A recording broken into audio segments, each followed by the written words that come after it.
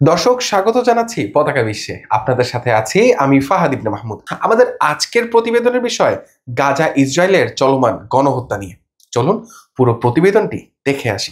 গাজা ইসরায়েলের চলমান গণহত্যা এটি কি শুধুই একটি রাষ্ট্রের কাজ নাকি এটি বৈশ্বিক অপরাধ? এই প্রশ্নই এখন নাড়া দিচ্ছে পুরো বিশ্বকে। জাতিসংঘের ফিলিস্তিন বিষয়ক বিশেষ প্রতিবেদক ফ্রান্সেসকা আলবানিজ তার নতুন প্রতিবেদনে জানিয়েছে গাজায় গণহত্যা আন্তর্জাতিক সহায়তা ছাড়া সম্ভব হতো না। তার 24 পৃষ্ঠার প্রতিবেদন Gaza genocide a collective crime প্রকাশিত হয়েছে সোমবার।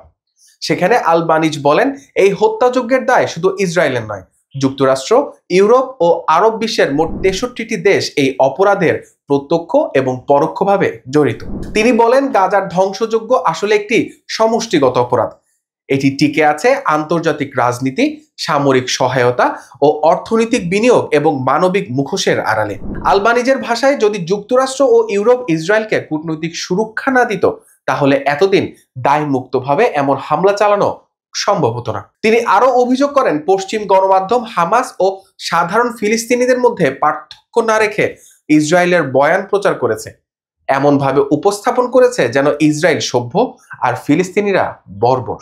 প্রতিবেদনে বলা হয়, যুক্তরাষ্ট্র অন্তত 7 বার জাতিসংঘে ভেটো দিয়েছে যুদ্ধবিরতির প্রস্তাব রাখতে, আর যুক্তরাষ্ট্র, অস্ট্রেলিয়া, কানাডা, জার্মানি, নেদারল্যান্ড সহ সেই অবস্থানকে শক্তিশালী করেছে। আরব দেশগুলো ফিলিস্তিনের প্রতি সহানুভূতি দেখালেও কার্যত কোনো পদক্ষেপ নেয়নি।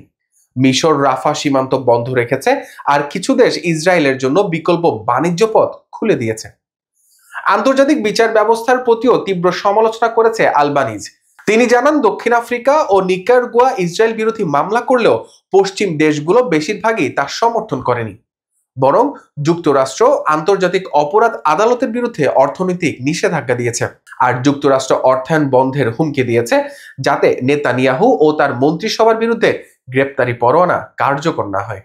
আলবানিজের প্রতিবেদন অনুযায়ী 1976 সাল থেকে জাতিসংঘ ইসরায়েলের উপর অস্ত্র নিষেধাজ্ঞা চাইলেও যুক্তরাষ্ট্র, জার্মানি ও ইতালি এখনো ইসরায়েলের সবচেয়ে বড় অস্ত্র সরবরাহকারী।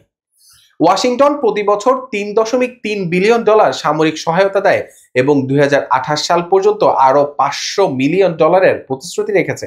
এছাড়া অন্তত 26টি দেশ ইসরায়েলকে অস্ত্র পাঠিয়েছে।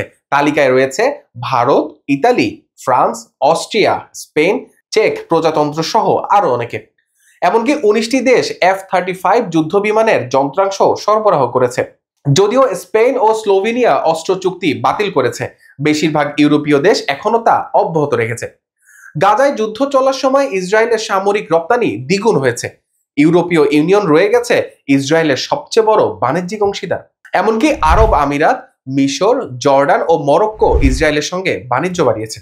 শুধু তুরস্ক সম্পর্ক স্থগিত করলেও তা পরোক্ষ বাণিজ্য তখনও চলছিল। প্রতিবেদনের সাম্প্রতিক তথ্য অনুযায়ী 2023 সালে অক্টোবর থেকে 2025 সালের অক্টোবর পর্যন্ত গাজায় ইসরায়েলি হামলায় নিহত হয়েছে 68,200 জনেরও বেশি মানুষ, যাদের অধিকাংশই নারী ও শিশু।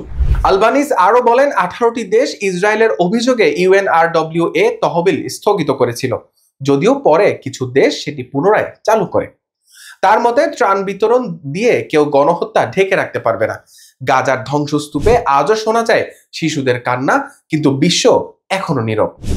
গাজা এখন শুধু একটি যুদ্ধক্ষেত্র নয়, এটি মানবতার পরীক্ষা। দর্শক, এই ছিল আজকের প্রতিবেদন। আপনাদের সকলকে পরবর্তী প্রতিবেদন দেখার আমন্ত্রণ জানিয়ে বিদায় নিচ্ছি।